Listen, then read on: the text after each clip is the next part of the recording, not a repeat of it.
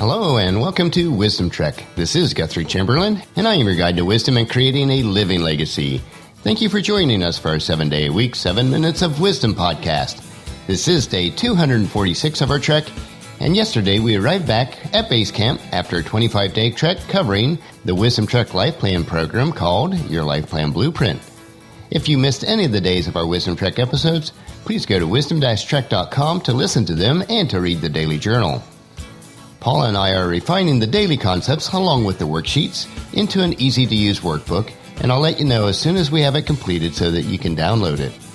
For the next several days, we will be remaining in camp as we search for more nuggets of wisdom found in the book of Proverbs. We will continue with Chapter 7, where we left off from our previous study in Proverbs. We are recording our podcast from our studios at the Big House in Marietta, Ohio. This past Friday evening, we took Mom Jarvis, who lives with us, to Applebee's for her 83rd birthday. We had a good meal, and Mom had her favorite Brownie Bites for dessert. After that, we stopped by Elizabeth and Nat's home and spent time with the grandkids, and they also had a birthday cake for Grandma Jarvis there. It was a pleasant evening. After returning home Friday, I had the privilege of being interviewed by Alf Herigstad for his newly released Being a Better Man podcast. I'll let you know when it does air. On Saturday, I made real good progress on the woodworking floors in the library. When we return later in February, I'll be able to apply polyurethane to them. On Sunday, we headed back south to our home in Indian Trail. But for today, let's gather around a campfire and dig for more nuggets of wisdom, which are found throughout the book of Proverbs. So sit back and relax as we share together. As you visualize the campsite today, take in the sights and sounds of the outdoors. Listen to the crackling of the fire as it whispers bits of wisdom. Let them permeate your heart, your mind, and your soul. Today we will continue with Chapter 7. As we look back a little bit, if you recall, the first 9 chapters of Proverbs is considered Solomon's wise lessons, where he instructs his children, and specifically his sons, how to gain wisdom and the perils that will come to them if they do not follow these lessons. Proverbs chapter 7 through 9 are considered the last and greatest of Solomon's lessons. Since chapter 1, we have read the words that Solomon taught his children. Solomon's wise lessons end in chapter 9. From chapter 10 on through the remainder of the book of Proverbs lists short and distinct and many times contrasting proverbs or wisdom nuggets. If we look back at the Hebrew text for chapters 7 through 9, Solomon writes 3 great poems. The first great poem is in chapter 7. This poem is about a woman who tempts a simple man. The man behaves like a fool because he trusts her. This man does not realize what will happen to him. The second great poem is in chapter 8 and the first part of chapter 9. This moves us as a reader into a court situation. In the Old Testament times, legal matters were handled and settled at the city gates. This poem is a legal hearing, such as one that you would hear in front of judges or elders of the town. The speaker, who is a woman lawyer, is called Wisdom. She argues the case that everyone should listen to her words and precepts. And the final great poem is in the last part of chapter 9. This poem contrasts a woman lawyer called Wisdom with another woman lawyer called Folly. Both lawyers plead their case and invite the simple people to come to an eternal feast. If you accept the right invitation, you will be set free to eat abundantly and have eternal life. If you accept the other invitation, then you will be condemned to death. The choice is clear, and the choice is yours.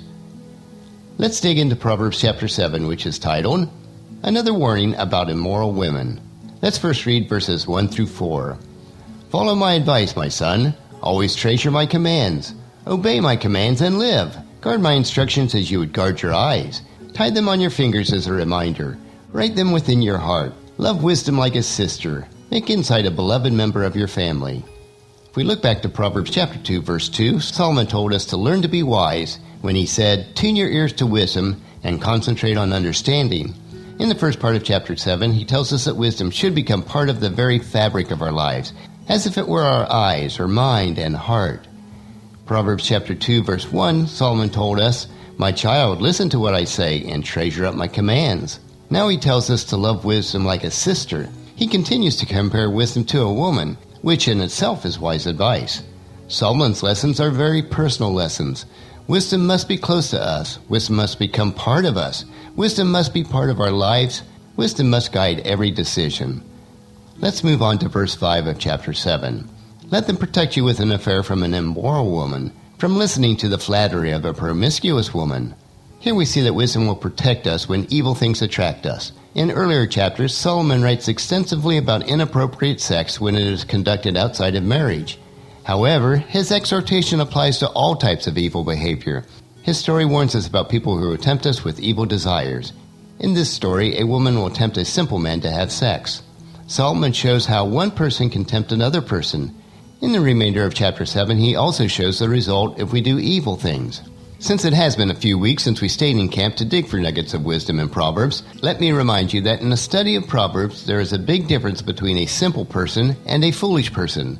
A simple person has not learned to be wise, but is capable of accepting wisdom and applying it to their lives. They can learn. In Proverbs, when a person is referred to as a fool or foolish, it implies that this person knows about wisdom, but has refused to apply it to their lives.